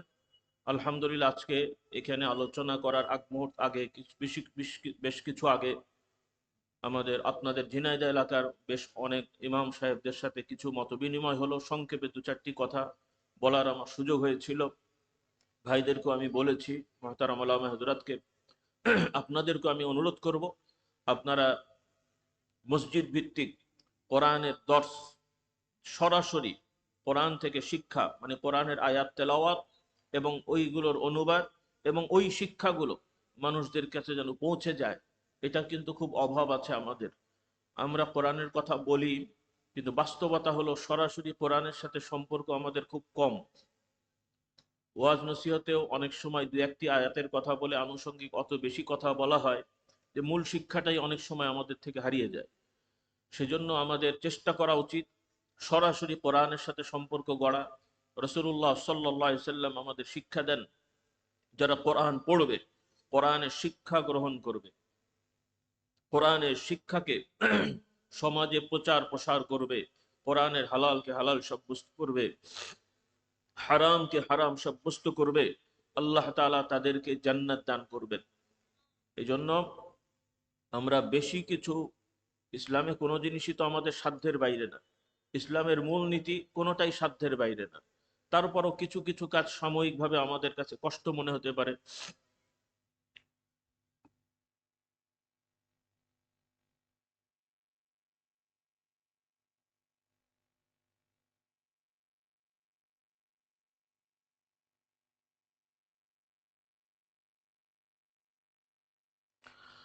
কিছু কিছু কাজ আমাদের কাছে সাময়িক কষ্ট হতে পারে, কিছু নফল ইবাদতে আমাদের কাছে আহ কিছুটা অলসতা আসতে পারে, কিন্তু আমরা চেষ্টা করব অন্তত যেগুলো হারাম, আমার ভাই বোনেরা, এগুলো আমরা পরহেজ করি, বাদ দিই। আমাদের প্রতি যেগুলো ফরজ, যার প্রতি যেটা, সবার উপরে তো সব জিনিস ফরজ হয় না ইসলামের বিধান অনুযায়ী। পুরুষ নারী যার উপরে যেটা ফরজ, আমরা অন্তত এই হারাম বর্জন করে ফরজগুলো আঁকড়ে ধরি, এর সাথে সাধ্য অনুযায়ী সুন্নত নফলের উপর একটু পরিশ্রম মেহনত করি। রাসূলুল্লাহ সাল্লাল্লাহু আলাইহি সাল্লাম সুসংবাদ দেন, অন্তত যারা সঠিকভাবে ফরজগুলো আদায় করবে, ইনশাআল্লাহ আল্লাহ তাআলা তাদের প্রতি সন্তুষ্ট থাকবেন। আর এরপরে যারা ফরজের সাথে নফলগুলো, বাড়তিগুলো আমল করার চেষ্টা করবে, আল্লাহ তাআলা বলছেন, আল্লাহ হাদিসে কুদসির বর্ণনা অনুযায়ী আল্লাহ তাআলা ওই বান্দাদেরকে ভালোবেসে ফেলবেন, ভালোবাসবেন। কাজেই আমার ভাই বোনেরা, নারী এবং আমার ভাইয়েরা, সকলের প্রতি অনুরোধ, আপনারা এই আমলগুলো করার চেষ্টা করবেন, ছেলে মেয়েদের প্রতি যত্নবান হবেন, এবং যারা স্বামী আছেন স্ত্রীদের অধিকারের ব্যাপারে সচেতন থাকবেন, এবং যারা স্ত্রীরা আছেন স্বামীদের অধিকারের ব্যাপারে সতর্ক থাকবেন। কারণ রাসূলুল্লাহ সাল্লাল্লাহু আলাইহি সাল্লাম আমাদেরকে মানদণ্ড শিক্ষা দেন। রাসূলুল্লাহ সাল্লাল্লাহু আলাইহি সাল্লাম বলেন, পুরুষদের ক্ষেত্রে বলছেন, তোমাদের মধ্যে উত্তম হলো যারা তাদের পরিবারের কাছে উত্তম, যারা তাদের স্ত্রীদের কাছে ভালো, যেই স্বামী তার স্ত্রীর কাছে ভালো, আল্লাহ নবী বলছেন সে প্রকৃত ভালো মানুষ। অন্যদিকে আরেকটা বর্ণনা আছে, রাসূলুল্লাহ সাল্লাল্লাহু আলাইহি ওয়াসাল্লাম বলেন, হাদিসের মধ্যে কিছুটা ওলামাদের মতবিরোধ থাকলেও মোটামুটি সার্বিকভাবে গ্রহণযোগ্য, সেটা হলো রাসূলুল্লাহ সাল্লাল্লাহু আলাইহি ওয়াসাল্লাম থেকে বর্ণিত, আল্লাহ নবী বলেন, কোন মহিলা যদি মারা যান এবং তার স্বামী যদি তার উপরে সন্তুষ্ট থাকে, আল্লাহ তাআলা তাকে জান্নাত দান করবেন। তাহলে এই দুটো হাদিস থেকে আমরা শিখলাম যে আল্লাহ তাআলার বিচারেও একজন নারী পুরুষ ভালো এবং সৎ হওয়ার ব্যাপারে স্বামী স্ত্রীর মধ্যে যদি তাদের অধিকারটা সঠিকভাবে তারা পালন করে, তাহলে এই লোকগুলো দেখা যাবে হয়তোবা সামাজিক সকল অধিকারগুলো সঠিকভাবে তারা পালন করবে। এজন্য আমরা এই হাদিসগুলোর উপরে আমল করি, প্রত্যেক পুরুষ পারিবারিকভাবে আমরা সচেতন হই, অধিকারের ব্যাপারে সচেতন হই, যারা বাবা মা আছে আমাদের সন্তানদের অধিকার সঠিকভাবে আদায় করি এবং পাড়া প্রতিবেশীর অধিকার সঠিকভাবে আদায় করি। রাসূলুল্লাহ সাল্লাল্লাহু আলাইহি সাল্লাম বলেন, যে ব্যক্তি আল্লাহকে বিশ্বাস করে, আখেরাতে বিশ্বাস করে, সে যেন তার মেহমানকে সম্মান করে। যে ব্যক্তি আল্লাহকে বিশ্বাস করে, আখেরাতে বিশ্বাস করে, সে যেন তার পাড়া প্রতিবেশীকে কষ্ট না দেয়। যে ব্যক্তি আল্লাহকে বিশ্বাস করে, আখেরাতে বিশ্বাস করে, সে কথা বললে যেন ভালো কথা বলে, আর না হলে চুপ থাকে। কাজে এই মূলনীতিগুলো আমরা পালন করার চেষ্টা করি। আল্লাহ রাব্বুল আলামিন আমাদের সবাইকে তৌফিক দান করুন। সর্বোপরি আজকের এই আয়োজন, যারা কষ্ট করে, পরিশ্রম করে, মেহনত করে উদ্যোগ নিয়ে আয়োজন করেছেন, দূর দূরান্ত থেকে যারা ভাইয়েরা এসেছেন, কষ্ট করে এসেছেন ওয়াজ মাহফিলের মহব্বতে এবং মরহুম ডক্টর শাহবুজুর রহমতুল্লাহ আলাইহির মহব্বতে এবং ভালো মানুষদের ভক্তি ভালোবাসায়, আল্লাহ তাআলা আমাদের সবার এই ভক্তি ভালোবাসা আল্লাহ তাআলার সন্তুষ্টির জন্য কবুল করে নিন এবং আমাদের সকলের মধ্যে সামাজিক ভেদাভেদ এগুলো থেকে আমাদেরকে মুক্ত হয়ে আল্লাহ তাআলার ভালোবাসায়, ঈমানি ভ্রাতৃত্বে আমাদেরকে একত্রিত হওয়ার তৌফিক দান করুন এবং সকল ধরনের নতুন আবিষ্কার, বেদাতি কর্মকাণ্ড থেকে মুক্ত হয়ে খালেস ভাবে রাসূলুল্লাহ সাল্লাল্লাহু আলাইহি সাল্লামের আদর্শ যা আমরা সাহাবা ইকরামদের মাধ্যমে পেয়েছি, আমাদেরকে সেই আদর্শের উপরে দৃঢ় থাকার তৌফিক দান করুন। এ বলে আমি ইনশাআল্লাহ মাহফিল সমাপ্তির দিকে যাচ্ছি। সকলে আমরা দোয়ায় শরীক হব। অনেক ভাই বোনেরা বলেছেন দোয়ায় শরীক হওয়ার জন্য, এবং আজকের এই মাহফিলে যারা যেভাবে সহযোগিতার হাত বাড়িয়ে দিয়েছেন, আল্লাহ তাআলা সবাইকে কবুল করুন। এবং আজকের যে প্রতিষ্ঠান, যে জমির ওপরে প্রতিষ্ঠান প্রতিষ্ঠিত, আমাদের শ্রদ্ধেয় উস্তাদ তার আব্বাজান তার রেখে যাওয়া সম্পত্তির উপরে আমাদের শ্রদ্ধেয় উস্তাদ তিনি ওয়াকফ করে প্রতিষ্ঠান শুরু করেছেন। অনেক ভাই বোনেরা বিভিন্নভাবে সহযোগিতা করেছেন, আর্থিকভাবে, সামাজিকভাবে। তাদের সহযোগিতা আলহামদুলিল্লাহ বহুতল মসজিদ প্রতিষ্ঠিত হয়েছে, বহুতল মাদ্রাসা ভবন প্রতিষ্ঠিত হয়েছে। মহিলাদের মাদ্রাসার ব্যাপারেও পরিকল্পনা চলছে, অলরেডি প্রতিষ্ঠান চলছে আলহামদুলিল্লাহ। সর্বোপরি আল্লাহ তাআলা সকলকে কবুল করে নিন, বলুন আল্লাহুম্মা আমিন। তো এখন আমরা দোয়ার দিকে যাব, সকলে আমরা বসে যাই। দোয়ার আদব হিসেবে সকলে আমরা ইস্তিগফার, দরুদ ও সালাম পড়ি ইনশাআল্লাহ।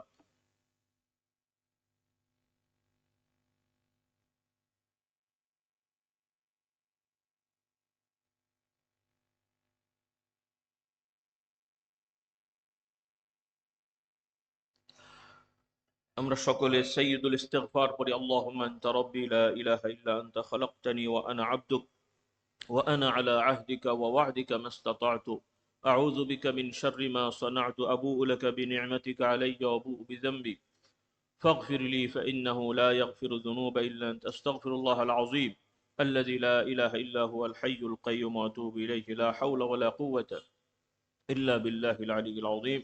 اللهم صل على سيدنا مولانا محمد النبي الأمي وآله وأصحابه وبارك وسلم. اللهم أنت السلام ومنك السلام، تباركت يا ذا الجلال والإكرام.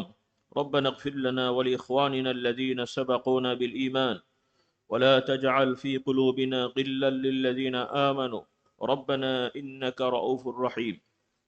اللهم آت نفوسنا تقواها وزكها أنت خير من زكاها يا مقلب القلوب ثبت قلوبنا على دينك اللهم أعنا على ذكرك وشكرك وحسن عبادتك ربنا اغفر لنا ولآبائنا ولأمهاتنا ولأجدادنا ولجداتنا ولمشايخنا ولأساتذتنا ولمن له حق علينا ولجميع المؤمنين والمؤمنات الأحياء منهم والأموات إنك سميع قريب مجيب الدعوات আয় রব্বুল আলামিন, আমরা গুনাহগার খাতাকার মুসাফির হালতে আপনার দরবারে হাত তুলেছি।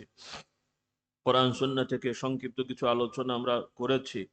সাইয়্যিদুল ইস্তিগফার, দরুদুস সালাম যা কিছু আমরা পড়েছি, এর ওসিলায় আমাদের সকলের গুনাহ খাতাগুলোকে মাফ করে দিন। আমাদের প্রত্যেকের বাবার দিক, মায়ের দিক, শ্বশুর শাশুড়ি, আত্মীয় স্বজন, ঊর্ধ্বতন পূর্বপুরুষ যারা কবরবাসী হয়ে গেছেন, তাদের সকলের কবরে আযাবকে মাফ করে দিন। আল্লাহ, আজকের এই প্রতিষ্ঠান যখন থেকে শুরু হয়েছে তখন থেকে এ পর্যন্ত যারা যেভাবে এর সাথে সম্পৃক্ত ছিলেন আছেন, সবাইকে আপনি কবুল ও মঞ্জুর করেন। আল্লাহ, খাস করে আজকে বেশ কিছু ছাত্র ভাই বাবুরা কোরআনুল কারীম হেফজ সমাপ্ত করে তাদেরকে সম্মান পাগড়ি দেওয়া হয়েছে। আল্লাহ, তাদেরকে কবুল করে নিন, তাদের বাবা মাকে কবুল করে নিন। এই মাহফিলের ওসিলায় যত ভাই বোনেরা ওয়াজ নসিহত শুনেছেন, সবাইকে আল্লাহ কোরআন সুন্নাহ মোতাবেক জীবন গড়ার তৌফিক দান। আল্লাহ আমাদের সবাইকে কবুল ও মঞ্জুর করেন। রব্বানা আতিনা ফিদ দুনিয়া হাসানা ওয়া ফিল আখিরাতি হাসানা ওয়া কিনা আযাবান নার। আল্লাহ, খাস করে পৃথিবীব্যাপী বিভিন্ন জায়গায় অনেক মানুষেরা জুলুমের শিকার। আল্লাহ, বিশেষ করে আমাদের ফিলিস্তিনি ভাই বোনদেরকে আল্লাহ আপনি হেফাজত করেন। আল্লাহ, ফিলিস্তিনি ভাই বোনদেরকে আল্লাহ আপনি হেফাজত করেন। আল্লাহ, জালিম গোষ্ঠীকে আল্লাহ আপনি ধ্বংস করে দেন। আল্লাহ, খাস করে বাংলাদেশের প্রতি রহম করম নাজিল করেন। এদেশের এই পরিবর্তন কল্যাণের পরিবর্তন করে দেন। খাস করে আল্লাহ, যারা বিভিন্নভাবে ভালো কাজ করছেন, আল্লাহ তাদের ভালো কাজগুলো কবুল করে নেন। এদেশে সৎযোগ্য ভালো মানুষদের দ্বারা দায়িত্ব পালনের ব্যবস্থা করে দেন। অসৎ অযোগ্য দুষ্টদের থেকে আল্লাহ আমাদের হেফাজত করেন। আল্লাহ, মুমিন মুসলমানদেরকে দলাদলি ভুলে যে দলাদলি থেকে মুক্ত হয়ে ইমানি ভক্তি ভালোবাসায়, ইমানি আমলি ভক্তি ভালোবাসায় একত্রিত হওয়ার তৌফিক দান করেন। ওলামা হযরতদেরকে আল্লাহ আপনি সঠিক সিদ্ধান্ত নেওয়ার তৌফিক দান করেন। সকল ধরনের বিভ্রান্তি থেকে আমাদেরকে হেফাজত করেন। সিরাতাল মুস্তাকিমের উপরে কায়েম থাকার তৌফিক দান করেন। অনেক ভাই বোনেরা বলেছেন তাদের বিভিন্ন সমস্যা নিয়ে তারা আগ্রহ দোয়া চেয়েছেন। রব্বুল আলামিন তারা সুধারণা পোষণ করে আমাদেরকে বলেছেন আপনি তাদের অন্তর্যামী, সকলের সব সমস্যা দেখছেন, জানছেন। যারা যে সমস্যা নিয়ে বলেছেন সকলের সমস্যাগুলোকে সমাধান করে দেন, সকলের পেরেশানিগুলোকে আসান করে দেন। রোগ ব্যাধিগুলোকে আল্লাহ আপনি রোগ ব্যাধিগুলো নিরাময়ের ব্যবস্থা করে দেন। সন্তানদেরকে কবুল করে নেন। যে সকল পরিবারের সন্তানাদি নেই, নেক সন্তানের ব্যবস্থা করেন। আল্লাহ, খাস করে যারা পেরেশানিতে আছে পেরেশানি দূর করে দেন। মিথ্যা মামলা মোকদ্দমায় যারা জড়িয়ে পড়েছে সেগুলো থেকে রেহাইয়ের ব্যবস্থা করে দেন। সর্বোপরি দেশের মধ্যে শান্তি দান করেন।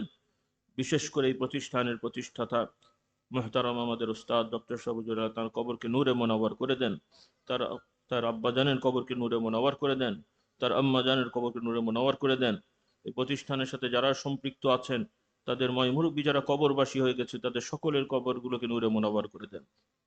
আল্লাহ, আমাদের সকল, বিশেষ করে আমার আল্লাহ, খাস করে আমাদের মরহুম ডক্টর সবুজের সহধর্মিনী আমার বোন, আল্লাহ তাকে সুস্থতা সহিত হায়াত দারাজ করে দেন। তার সাহেবজাদা এবং তার সন্তানদেরকে সবাইকে কবুল করে নেন। তাদের সকল পরিবারের সদস্যদেরকে দ্বীনের জন্য কবুল করে নেন।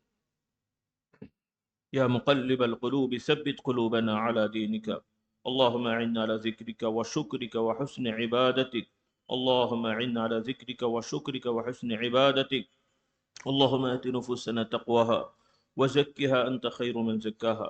খাস করে বিশেষ করে আল্লাহ এই প্রতিষ্ঠানের তলাবুল ইলম ছাত্রছাত্রী ভাই বোনেরা যারা আছেন এবং আসাতিজা ইকরাম যারা রয়েছেন, সবাইকে আল্লাহ আপনি কবুল ও মঞ্জুর করে নিন। সবাইকে মিলেমিশে দ্বীনি কাজকে আল্লাহ আপনি ত্বরান্বিত করার ব্যবস্থা করে দেন।